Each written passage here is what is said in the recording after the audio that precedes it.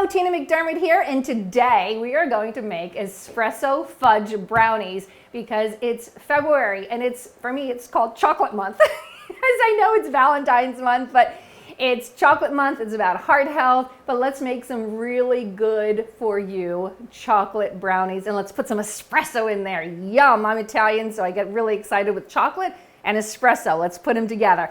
Let's get started. Now, actually, I already have started. And I got a whole bag of chocolate chips, threw them right in here, and I have a double boiler. Yeah, I made my own little double boiler.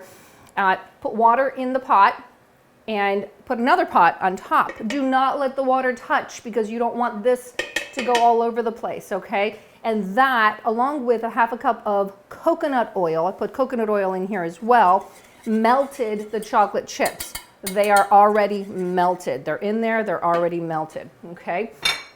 So in here, I'm going to put my espresso beans, okay?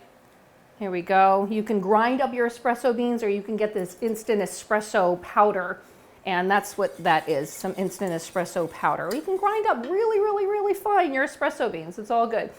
Put that right in there, and then you're going to remove it from the heat. Remove it from the heat, and now we're going to add the rest of the ingredients. Next, we're going to add some vanilla. We're going to do a whole tablespoon of vanilla. Ooh, this is brand new. I love this vanilla. It is vanilla beans soaked in bourbon for a whole year. Yep, vanilla beans soaked in bourbon for a whole year. It's wonderful. There you go. And don't worry, the alcohol will cook off for the children. Don't you worry. Okay, mix that right in there. I'm going to put some monk fruit. You can use whatever sweetener you would like, but if you want lower in the glycemic index, lower blood sugar, doesn't rise your blood sugar, is monk fruit. And I use confectioner sugar in this one. Stir that right in there. Just stir it right in, okay? With a whisk.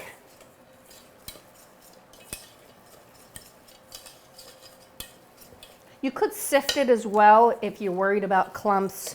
I'm lazy. I don't have time for that. I'm going to put a little bit of sea salt, just a pinch of sea salt. And now we're going to add our eggs. I'm going to add the eggs one at a time. There's 4 eggs. And you see, you do it all in the same pot that you melted the chocolate in. All in the same exact pot. For the eggs, always remember to crack your eggs in a separate bowl. Okay? Always remember to do that.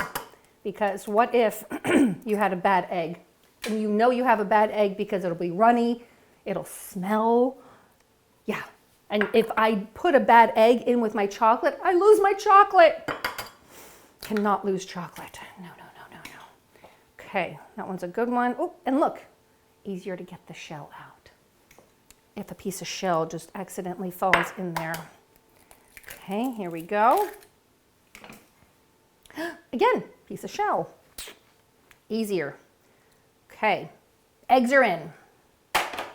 We're gonna mix that up. You can do this with a hand blender if you want, or you can just get your whisk and whisk it all up right in that pot. Good, eggs are in, nice and whipped up. Time for the flour. Almond flour. Got some almond flour in there. We've got some coconut flour in there. There we go.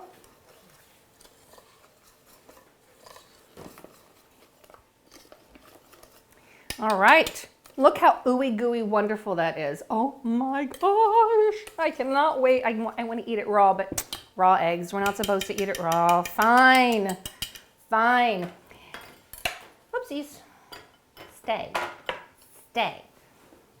We're gonna get our 8x8 pan and dump it right in there. Oven is on 350 degrees, and we're gonna bake this for about 30 minutes.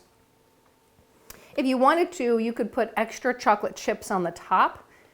I used up all my chocolate chips. I don't have any extras right now.